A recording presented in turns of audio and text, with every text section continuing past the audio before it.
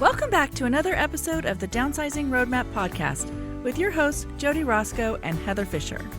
We're talking about all things downsizing, from our own experiences with clients to guest experts. Let's make downsizing easier, one conversation at a time. Hi, welcome back to Downsizing Roadmap Podcast. We are going to revisit one of our favorite things to do today and do a little book review of a downsizing book that we have both read and enjoyed, The Gentle Art of Swedish Death Cleaning. Yep. Struggle with that word, but I will get it. I'm Jody Roscoe. I'm Heather Fisher. Yeah, so this book was written by Margareta Magnusson. Hopefully I'm saying that right.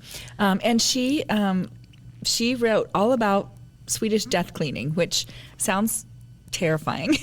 Yes. A little bit. Sounds very brutal. Is overwhelming. But what we found in going through the book is that this is, a process, gets its name from a concept in Sweden where you are doing this cleaning out of your belongings. Sometimes that is at the end of life as you're preparing not to leave this for those that come after you to deal with. But she addresses in the book that it can definitely be at other big, changes of seasons of life that it's great to do at any time. Yeah, I think that, it sounds so like, oh my gosh, but actually it's the opposite. It's a really interesting mindset thought process through it, and I think it's very purposeful and warm and funny and really human the way that she talks about it. And she also seems like a really interesting person. She describes herself as somebody between 80 and 100. Yes. And she has very, very strong ideas about how everything should be. As with any lady, never ask your age. You just get the range there, take that. One of the things I liked, just the aim of the book or of this process, she mentions that, all of us have collected so much wonderful stuff in our lives, and nobody but you can evaluate or take care of that meaning of it. Which I think is so true. And I think that we have a lot of people that we hear, they're like, I'm just going to let my kids deal with it. And her process and mindset, or this process and mindset, is really about sharing the reasons why you've kept those things and what that looks like. And your kids can't deal with it because they don't know those things. And so your kids are going to be like, this means nothing to me, and so it means, it's going to go, versus hearing, what it means to you because you're the one who collected it. Yeah. And in that time where, any one of us may have passed and someone is dealing with it, if what they come across is, your legacy and the things that you loved, that, is a help to them as they're sad and as they're dealing with so much around that, versus just a burden that they can't face that potentially just gets taken to the trash in reality because it hasn't been valued, and nobody but you can put that meaning and value on so much of it. I mean, that was honestly me. Like, my mom's house, she had so much stuff, and I knew a lot of stories about a lot of the things, but there's a lot of things that I didn't know the stories about, and it was totally overwhelming when I was sad and hard to deal with, and it took way longer than it should have because I didn't want to go over there and deal with it. And I didn't get to hear all the stories from her mouth. I didn't get to hear them because that's not something we did. So I would love to change that for other people because I think it can really bring your family together. And I think this mindset is a really an interesting and useful one. Yeah, she also mentions here towards the beginning of the book that, when you go through this process, you're also getting the reward of revisiting these parts of your life that you might not have seen for a while or thought about, and whether that is just going through it by yourself and making those decisions that are easier, or going through it and sharing those stories.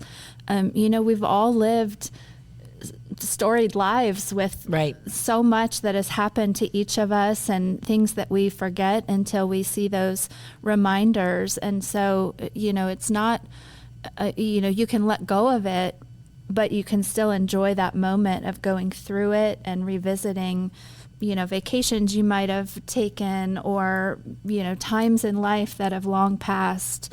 I think that's a really great way to look at it as something you want to do versus a chore.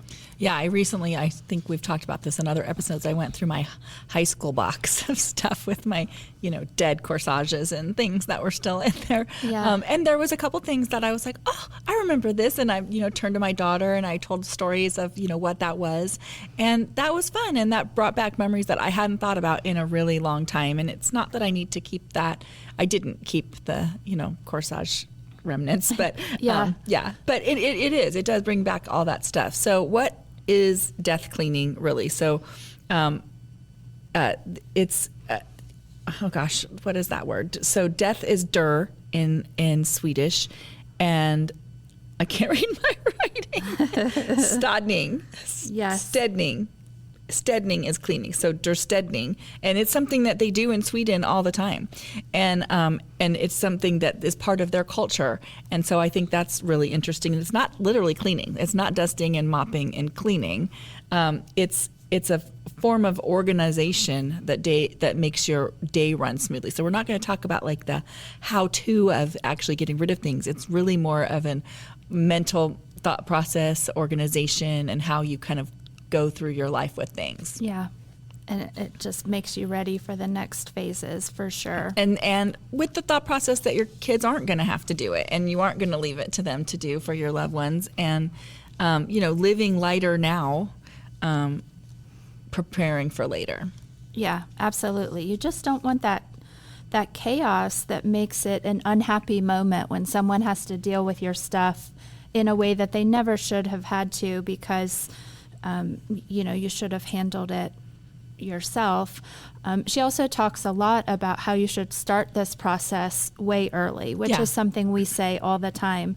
She's saying, when you're turning 65 or, start then. Sooner even. Yeah, it could be sooner, could be through other life changes, but start this process of going through so that you have time to do it at your pace and do it in the right way, which, definitely is something we say often.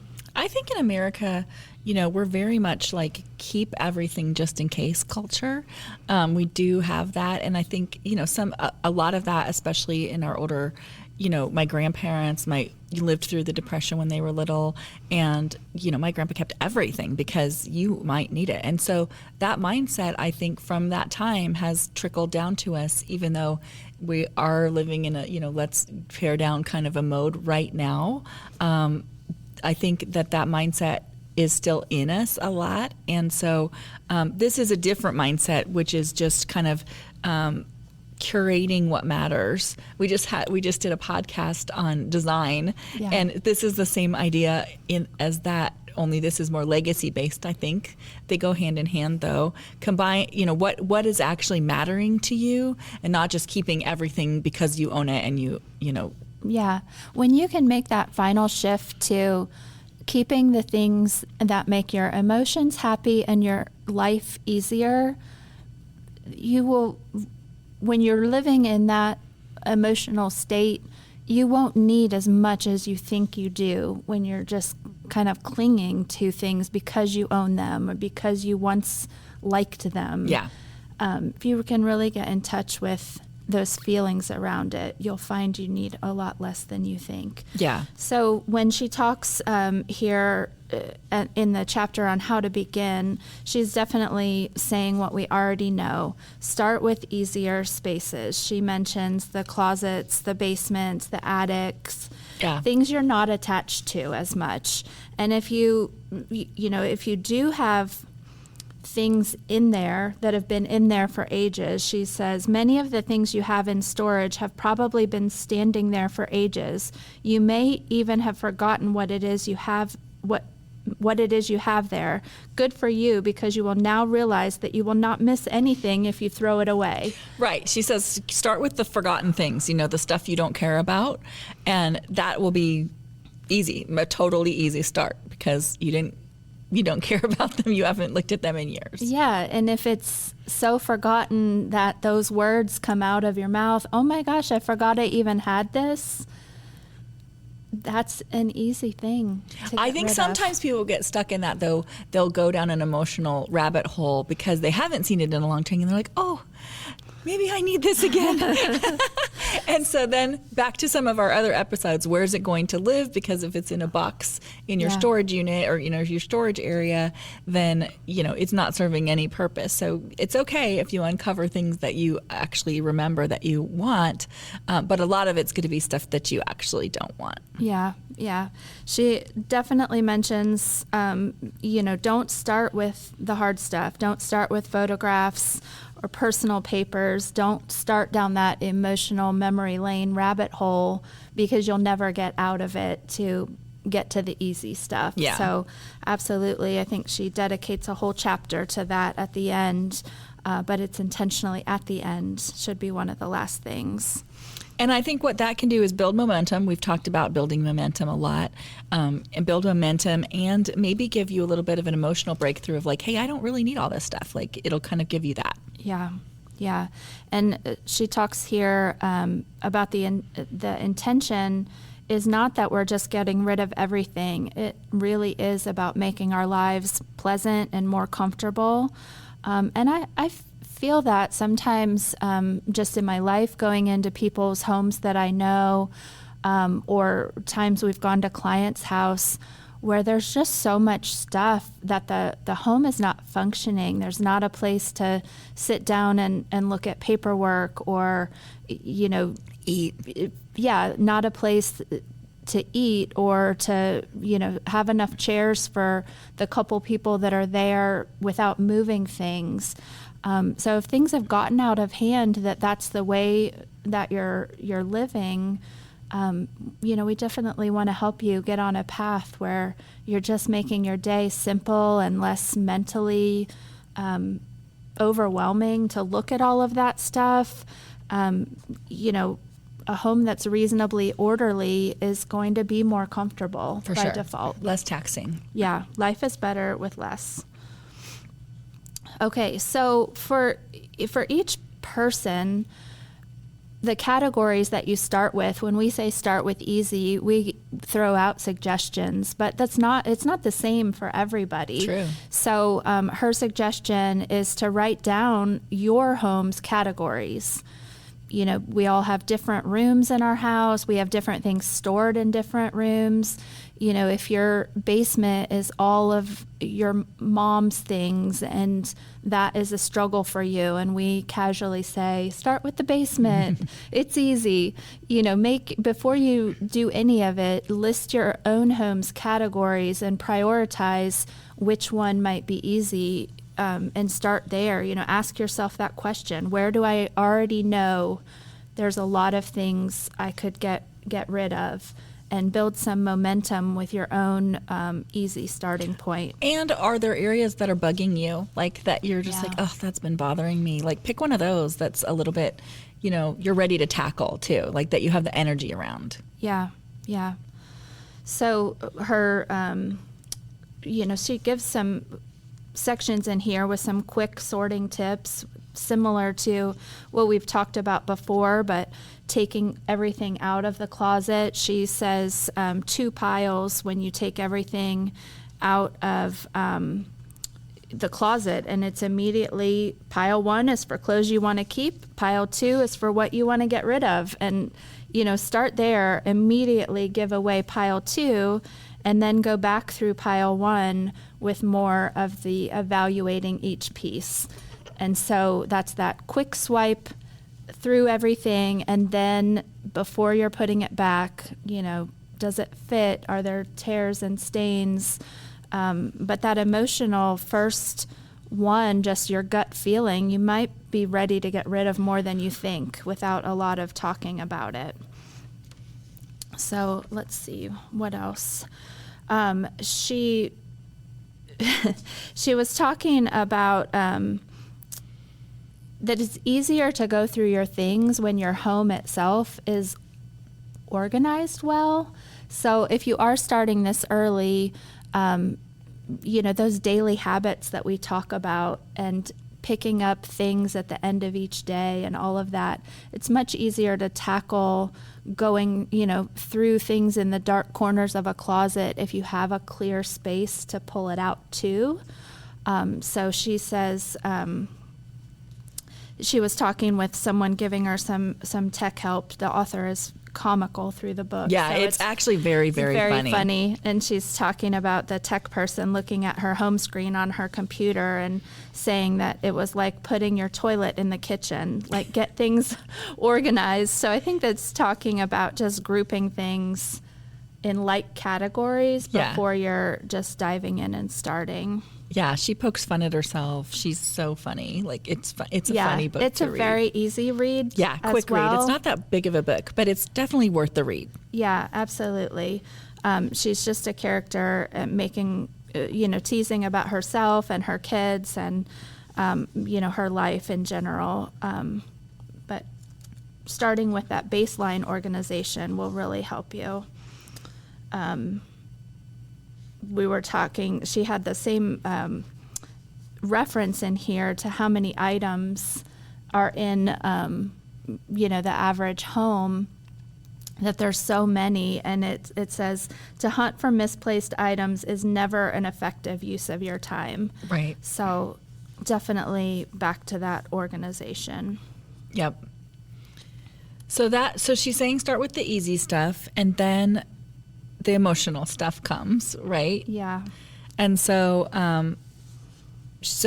her thought process around that is to introduce the concept of a throwaway box. I don't know if you have that there, but the throwaway box is so interesting to me because we've talked about maybe boxes and we've talked about other ways of keeping things, but I think her idea of the throwaway box is that it's the box that you're keeping just for your own enjoyment.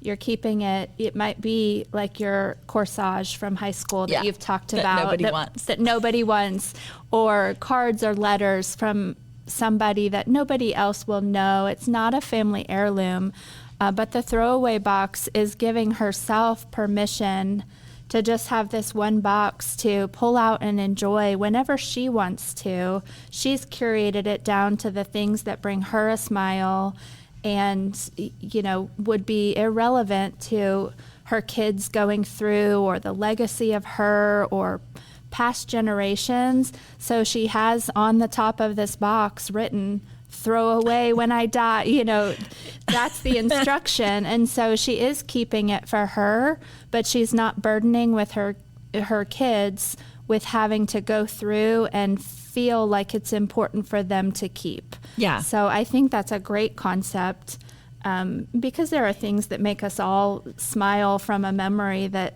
aren't, are from parts of our life that it's only your memories. Your kids are not going to smile from that ever. It's not ever going to be. Right. They're not ever going to look at their dead corsage from whatever. I did throw it away. But if I really needed it for, so that is the kind of thing that would go in the throwaway box, like, because it says it's like stuff for deeply personal and maybe even embarrassing items, but they just need to be thrown away when you're done. And it's one of those things where you're giving yourself permission to maybe irrationally keep some things that really kind of bring you joy for whatever reason that is, but they're not everything needs to be passed down. And I think that's live another on for 200 years. Yeah, I think that's another one of her concepts is like not everything needs to be passed down. So that doesn't mean you have to get rid of it right this minute, but again, it's a box haul, not a house. I believe her, the section clarifies about shoebox size. Yeah. Like it's not. Yeah, it's just a little box. Not the giant Rubbermaid bin. But not everything does need to be passed down. And so if you want to keep it now because it's meaningful to you and you want to get it out and you're like, my kids aren't going to want it, or, that's okay. So that goes in the throwaway box. Like we have a maybe box and now we have a throwaway box. Yeah, and it feels like she's saying the throwaway box is an immediate throwaway, but that note is to the people that come after you. Just honestly, it's a gift to them. Yeah. That they know, okay, I don't have to go through this box. It's on here. Throw it away. And that is a gift. It's a better gift than guilt. Right. And it gives you the thought process as you're going through things to think about, like, what is important to keep for ourselves just because we want it, and what is important to share. Yeah. And that's another kind of parameter that you can set around things. Oh, this I would want, this is part of my legacy. It's my recipe book. I want to share it, versus this is just something that reminds me of a time in my life that doesn't mean anything to anybody else. Right. My middle school journal or whatever. Right. Nobody needs to see that. My diary when I was 7. Yes. Yes. She also says, which we've mentioned many times, but you can spend time, always hoping and waiting for someone. She's talking about family members here, for someone to want something in your home, but you cannot wait forever. And sometimes you must just give cherished things away. But this is my favorite part of the sentence, with the wish that they end up with someone who will create new memories of their own. And so I think if you look at your donations or, things you give away in different ways other than just passing it all down to your family, and you don't have to ever know what the next person is using it for or their stories around it. But if you imagine, your kitchen table that you loved, and then you pass that on to someone else, you can just picture the new family member, the new family memories that are being made around that table. It doesn't have to be your family memories. It's the heart of the home type things, or, how you're making someone's life easier or something they didn't have before. If you can just, imagine those things a bit, it makes it easier to give away, things that you love. And know that someone else will have stories around it. Yeah, like a legacy of that, legacy of stories, because remember, stuff's just stuff, right? And so it's the stories. And so if you give it to somebody who then uses it, because again, no stories are happening around things that are packed in boxes somewhere or shoved in the back of closets. There's no more stories. There's no life happening around those things anymore. So when you give it to somebody that you hope will be able to have more stories around it, that is giving it more life. Yeah, she mentioned, the author mentioned a friend of hers who had a very old desk that they sit around sometimes at the friend's house, and they just imagine, what important business letters or, what letters were written around this desk. I think she said it was a couple 100 years old, mm-hmm. and they're just imagining that past life, but it was something her friend got at a flea market or something. It wasn't a family legacy. Yeah. So that's an enjoyable way to look at it. Yeah. As you're getting rid of things. Yeah.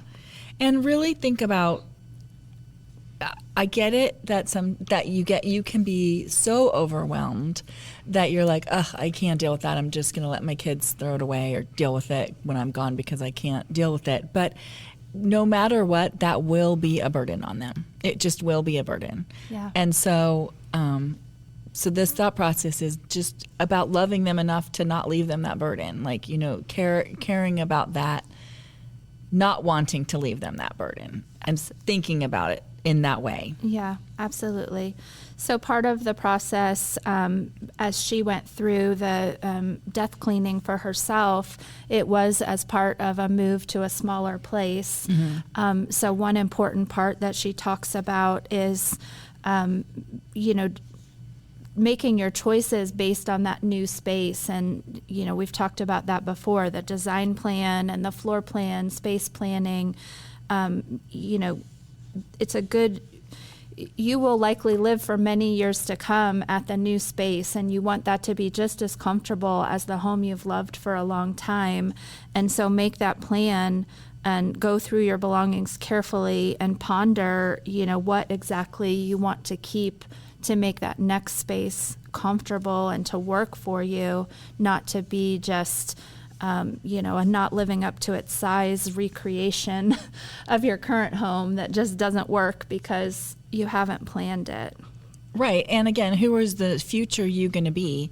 And what of these things do you not need, for that next person? Yeah. Yeah. So moving through the chapters, she talks too about, there was a funny chapter in here about the things you don't want other people after you to go through. So she definitely had some funny stories about other times where she has stepped in for family members after they've passed. I can't remember if it was her mom or an aunt or somebody, but she discovered the hidden stash of cigarettes she never knew were there. Yeah.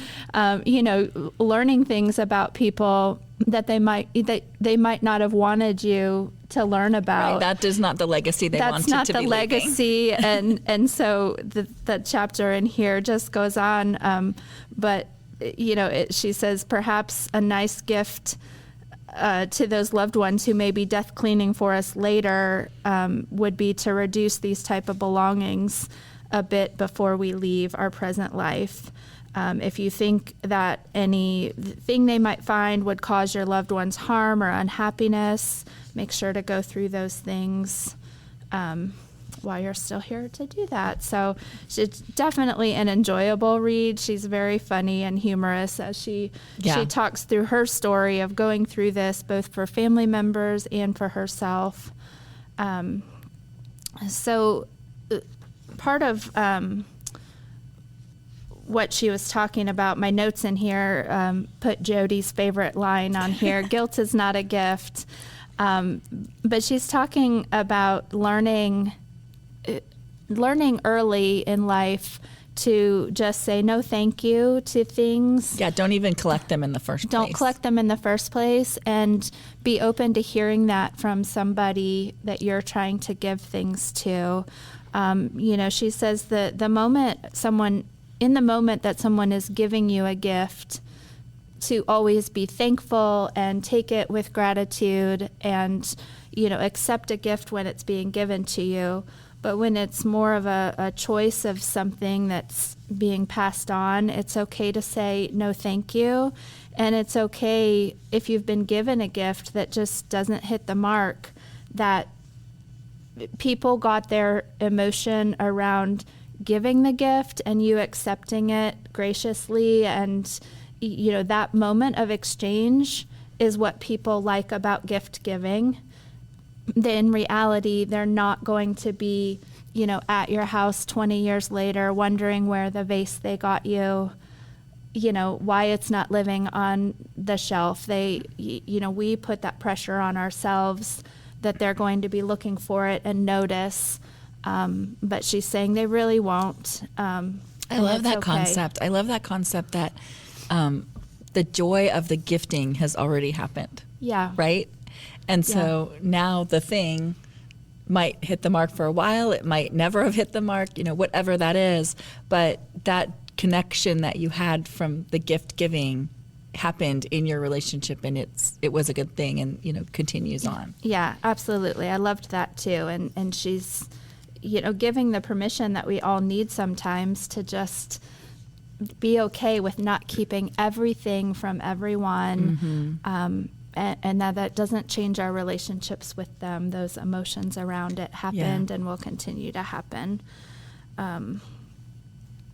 Okay, so next section was talking about just kind of scaling the things that you love down to a more reasonable way of keeping them, like a hobby, talking about having a full vegetable garden versus, keeping what you love and maybe having some potted, like tomatoes grown in a pot, or an herb garden. So you're keeping the part that you love without the burden of all the stuff or all of the physical work that comes along with that hobby. You're keeping it in a smaller way. So I think that there are so many ways we could creatively look at the things we love to do. Whether, back to the gardening example, if that was volunteering at a community garden or joining a gardening club, or, so many ways that you can keep the passion that you have, but you don't need to maintain, an acres large garden or whatever you had. I think that goes for crafting things and, all of the things that you might have done gung-ho at one point in your life, and now that's not the thing. And so I think it goes in all of those directions. You can pare down in all of that stuff. Yeah, and share that knowledge with the younger generation, pass that on. So maybe for a time that they're helping you with that, and then you're continuing to scale that down while they're, ramping up and doing more of that. I know, my mom and my daughter both crochet. It skipped me. I don't know how to do that, but I never invested in learning, but, that's wonderful that they do that back and forth. And, my mom will give my daughter, yarn that she's accumulated over the years. So it's going back and forth, but, they can just enjoy it at a smaller scale. So one of the sections we said we would get to, she talks about photos. So the book has a wonderful section on photos. And this goes back, I noticed a part in here that we visited in one of our episodes about the different downsizing personalities. Yeah. And so her suggestion, or she's talking about when she gave photos to her family, and she's saying, if you have several children, I think this goes beyond photos, it goes to, all of their personalities around many things, but don't have the expectation that they will all behave the same equally in response to a gift. If you made a photo album for each of them, one may be like, okay, set it on a shelf and never look at it again. One might pore over it and ask for stories and, pull out the photos to look at more closely. They will hit different people in different ways. So if you're gifting photos or anything else to your children or to other family or friends, just keeping in mind that they'll receive it in the way that they want to. That their personality is. Yeah. So one of the instances she's talking about is she had sorted photos into envelopes before a holiday. So she had an envelope for each kid, a packet of photos that were specific to them. And so after dinner, they're still at the table.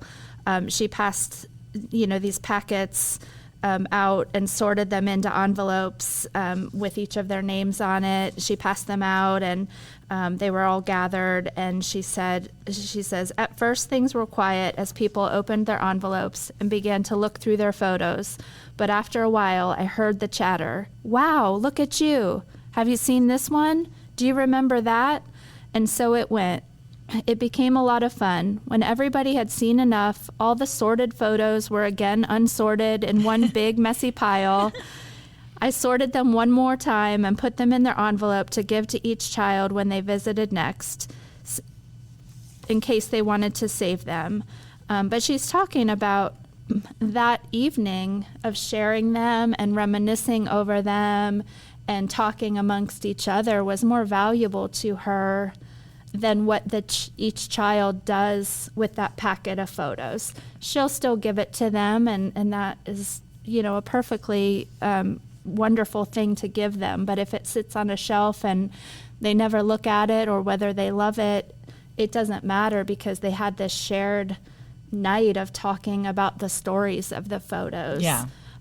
So we had a friend tell us something similar after someone had passed, and they all got together to sort through their mom's photos. And those are the memories you want to create versus the expectation of everything being received in the way that you intended. Yeah, so here's where she's talking about the throwaway box, which we talked about. Keep all of your embarrassing things in there. Yes, yes.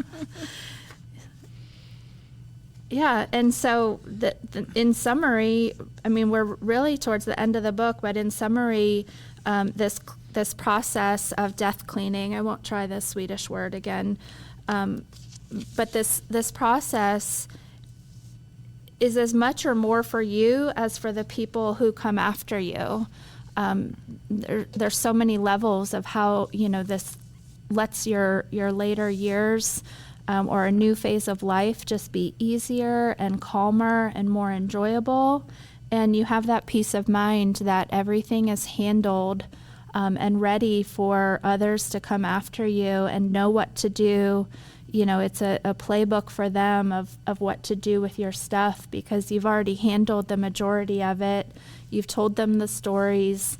You've made notes on what they should do. If they wanted to keep something, made notes on that kind of thing. You've given things already that someone may have already told you that they wanted. And then you are just living that carefree. Yeah. Things are done, and mentally that is a great place to live. Yeah, so if you're stuck on your mindset around getting started and all of that, this is a great book to read because she's funny and it's very human. She doesn't take herself too seriously about it. And sometimes I feel like aging is, framed in fear and, worry about what that all is. And this isn't that at all. This feels like she's liberating herself from these things and giving herself space to live. Yeah. In reality. Yeah. Yeah. It's not putting off the living. I think that's what she was saying. Death cleaning isn't about dying. It's about not putting off living. Live with all of the things. And, she said her husband said he wanted to die with his debts paid and a clean conscience and his house in order. And she thought that was a lovely ambition. So yeah, debts paid, clean conscience, house in order. Yeah, so that's the path we're all on to accomplish that. We hope that we helped you by sharing this book. It's The Gentle Art of Swedish Death Cleaning. Yeah, go get it. And I would highly recommend it if you're in the midst of trying to find that mindset around downsizing, around going through your things. And, we'll be back with more advice next time. We look forward to talking to you, and thanks for joining us. If you need any resources, they're on our website, downsizingroadmap.com. Talk to you next time. Thanks for joining us on the Downsizing Roadmap Podcast. If you found this episode helpful, be sure to subscribe, leave us a review, and share it with someone who might need a little downsizing inspiration. Have questions or ideas for future episodes? Reach out to us on our website, www.downsizingroadmap.com. Until next time, let's keep simplifying and moving forward.